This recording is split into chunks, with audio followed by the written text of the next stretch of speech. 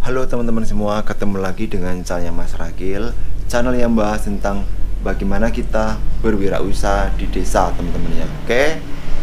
Nah, pada video kali ini saya kembali akan menjawab pertanyaan-pertanyaan dari teman-teman semua yang sudah bertanya di channel YouTube saya, teman-teman ya. Oke. Nah, untuk pada video kali ini saya akan menjawab mengenai pembahasan masalah agen mandiri ya, karena di sini ada yang bertanya mengenai masalah agen mandiri. Mungkin dulu sudah pernah saya bahas sebenarnya, tetapi mungkin ini lebih jelas lagi. Saya akan menjawab pertanyaan dari yang bertanya ini ada dari Andes Cinemak ya, Andes Cinemak yang menanyakan, bos mau tanya, kalau jadi agen mandiri mau transfer ke bank lain via rekening kita, terus kita cuman ambil ke konsumen sesuai biaya transfer 6.500, berarti kita sudah mendapat 2.500 sesuai fee di tabel atau bagaimana Bang? Kalau salah mohon dijelaskan lagi, terima kasih. Oke.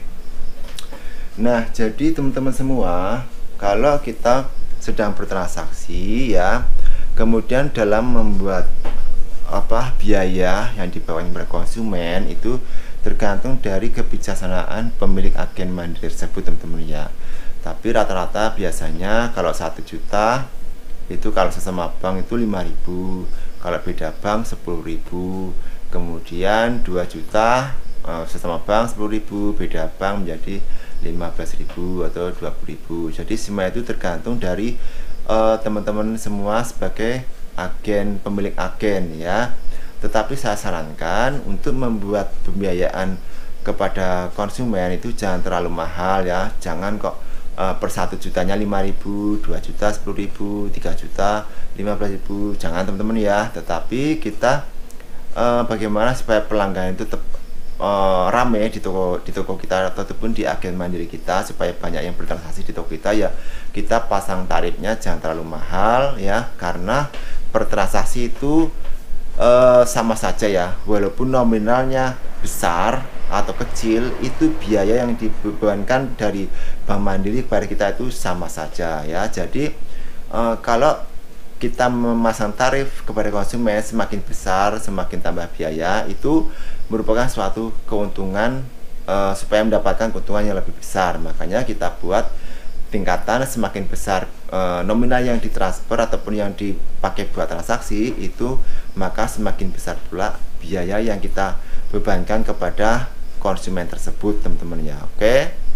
Jadi masalah perhitungan yang disampaikan dari yang bertanya tadi teman-teman ya, mengenai masalah biaya, katanya kalau transfer beda bank ya, kemudian biayanya itu gimana nih, apakah 2.500 yang didapat atau bagaimana ya. Jadi bentar saya lihat tabel. Jadi teman-teman ya, kalau kita melakukan transaksi menggunakan bank lain atau ATM orang lain dengan bank berbeda, ataupun kita transfer ke bank yang berbeda ya, itu kita dikenakan biaya ya untuk transfer itu mendapatkan beban itu 9.500 teman-teman ya. Jadi biayanya adalah 9.500 itu kalau beda bank ya. Kemudian kalau sesama bank itu 1.000 rupiah transaksinya teman-teman ya, sesama bank. Oke. Jadi kalau sesama bank, kalau misalnya 1 juta kita 1 juta kita kita bebankan kepada konsumen, kan kita akan bebankan 5.000 rupiah kalau 1 juta misalnya ya. Kemudian kita mendapatkan biaya transaksi dari bank itu 1.000 rupiah. Oke. Kemudian kita juga mendapatkan komisi dari bank mandiri itu,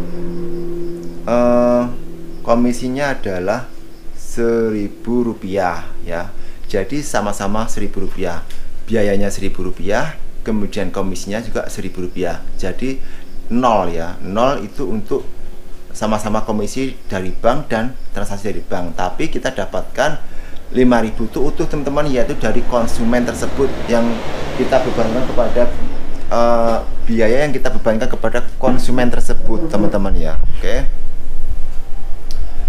saya ulangi lagi, kalau kita transaksi sesama Bank Mandiri itu dikenakan biaya dari Bank Mandiri adalah Rp1.000, baik itu transfer maupun tarik tunai. Oke, jadi bebannya adalah Rp1.000 itu dari Bank Mandiri yang dibebankan kepada kita sebagai agen mandiri ya, bukan ke konsumen. Oke, kemudian kita juga mendapatkan komisi dari Bank Mandiri adalah Rp1.000 ya. Jadi biaya dari Mandiri ke kita itu Rp1.000 dan Mandiri pun memberikan komisi kepada kita adalah Rp1.000. Jadi otomatis nol kan. Tetapi kita mendapatkan keuntungan dari penarikan beban biaya yang diberikan kepada konsumen adalah Rp5.000. Jadi Rp5.000 itu utuh teman-teman ya, utuh untuk agen mandiri, keuntungan dari agen mandiri. Itu untuk 1 jutanya teman-teman ya.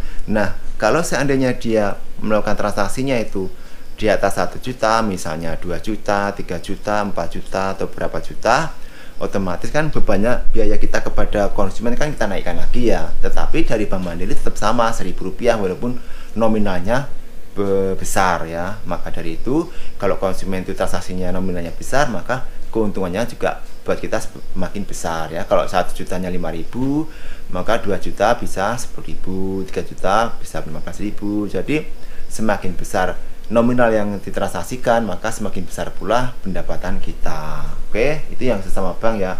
Kemudian kalau yang beda bank teman-teman ya, beda bank ini dikenakan biaya dari Bank Mandiri ke kita sebagai agen itu adalah 9.500 ya. Biayanya adalah 9.500 itu dari Bank Mandiri kepada kita. Jadi kalau sekali transaksi itu uang di rekening kita terpotong, untuk biaya itu adalah 9.500. Itu untuk biayanya. Kemudian Bank Mandiri juga memberikan komisi ya, untuk beda bank ini adalah sebesar Rp3.000. Oke, Rp3.000. Maka dari itu kalau beda bank kita bebankan 1 jutanya itu adalah Rp10.000 ya. Jadi Rp10.000 kita potongkan ke beban biaya dari Bank Mandiri tadi, yaitu Rp9.500 ya. Jadi masih sisa Rp500 dari biaya yang kita kenakan kepada konsumen tadi ya.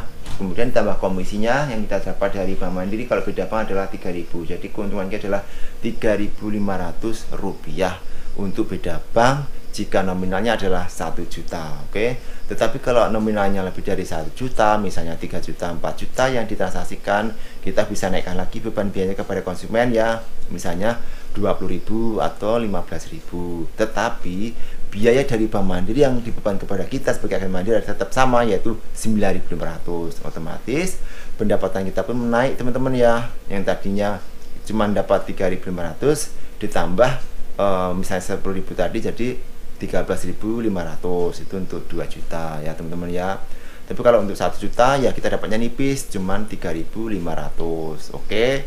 Jadi seperti itu teman-teman untuk hitung-hitungan kita mendapatkan keuntungannya ya dari transaksi-transaksi tersebut. Oke.